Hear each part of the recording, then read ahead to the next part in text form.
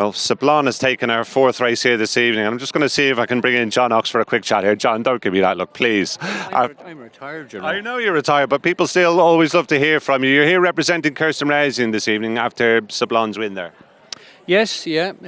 It's a short drive, so I've no excuse, and it's a nice evening to be out. And we were looking forward to this filly this year. She had shown some promise last year. Won here. She obviously likes this track, but she just had a few little niggles early in the year, and she had a nice run at the Curry, even though her finishing placing didn't look so good, but she wasn't beaten very far. And she's come on a bit, and the ground was perfect for her today. Lovely, good, safe ground, which I think she enjoyed. So Jessie was hopeful beforehand, thought she'd run well, but I'm not a punter, so I didn't avail of. I presume she was a decent price, but I didn't avail of any fancy odds. But yeah, no, it's good. So hopefully, now that she's got her head in front again, she might go on from this. And Johnny, enjoying that role, overseeing Kirsten's interests here in Ireland? Well, yeah, I'm involved with the farm, Staffordstown Stud, up near Dunboyne. So that's what I put in my time at, which is nice. Lovely going up to see the foals, the yearlings grow up and change from month to month. So it's a very nice position to have, and I'm very lucky.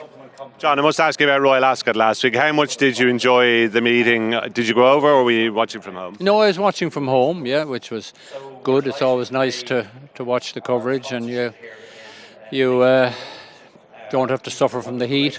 so it was a great meeting, I must say. Great racing, great competition. Lots of different people won races, and lots of people got involved with the extra races now. 7 races a day. It gives more people a chance to have a runner, more people a chance to have a winner, and you can see the way it's changing a little bit. It's evolving over time, so I think it's evolving in a good direction. So it was interesting, yeah. Bit of controversy here and there as well, just to add to it. Just to add to it, exactly. One of the headline horses obviously came in the very first race. That was Baaeed, a son of your star performer, See the Stars. And John, I'm sure you've charted his career with interest, and I've heard it said a few times, particularly since the Ascot race, that he seems to be his father's son and that he only tends to do enough. What's your view on Baaeed and how far he's come?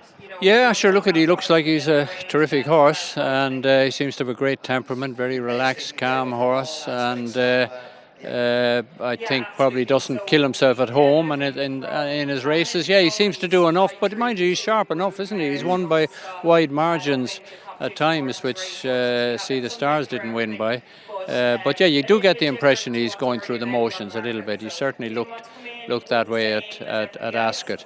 So he had a nice race, but every Group 1 race takes a bit out of them, maybe a bit more than it looks, and so we're looking forward to seeing him run. Every time he runs, it's exciting.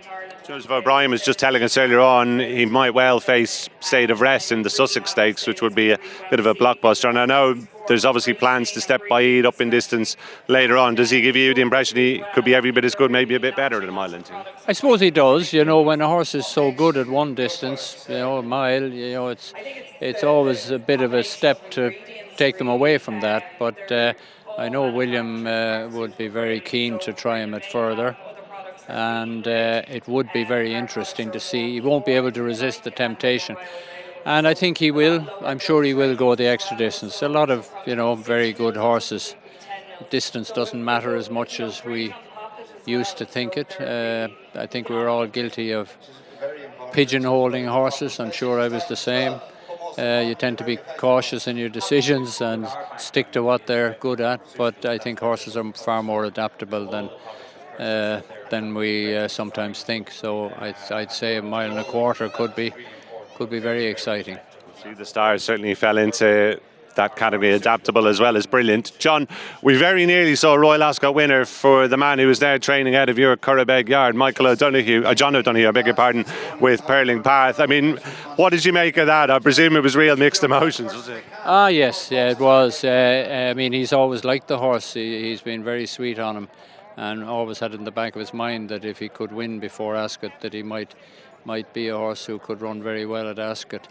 And when he sprinted into the lead over 2 furlongs down, I couldn't see him being caught, but he just as it turned out, he was in front too soon. He was quite green. He went left and he went right, and just got run out of it. Shame Carl Burke ran that horse now, wasn't it? But it's look, it was a bit of a heartbreak for them, in their first year. But they're doing very well, and he'll be a very good trainer, and he is a very good trainer already.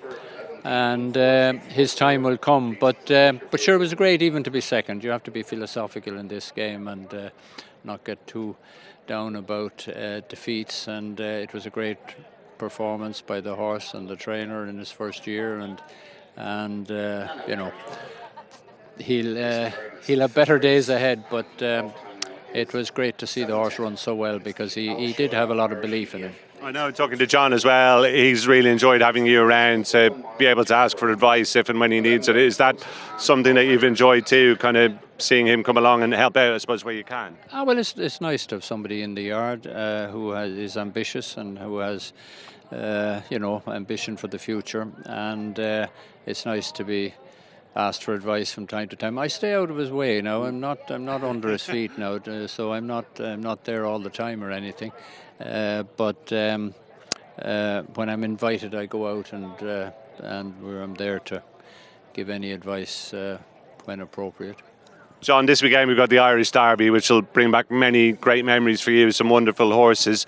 What's your view on this year's edition? Obviously, big news yesterday with Tuesday being supplemented. Do you think it's shaping up to be a good race? I think it'll be a good contest. It'll be an interesting race. I'm not surprised. Tuesday was supplemented. It was an obvious thing to do, really. She's clear top rated, so she'll be very hard to beat, and should be an improving filly given her date of birth. Did you ever run a filly in it, or did you never have one suitable? No, never had one suitable. Never had one. No, I never had one that I thought would be the right thing to do, But the race is just a bit more open now this year, so it is the right move to do. Obviously it's an interesting race with Westover there, who looked, it didn't have a clear run at Epsom and should be going the right way. So it could be a good race between them. We look forward to that. John, apologies again for detaining you, but it is always great to catch up. Well done with the winner here, and good luck in the next. You've got a chance here too.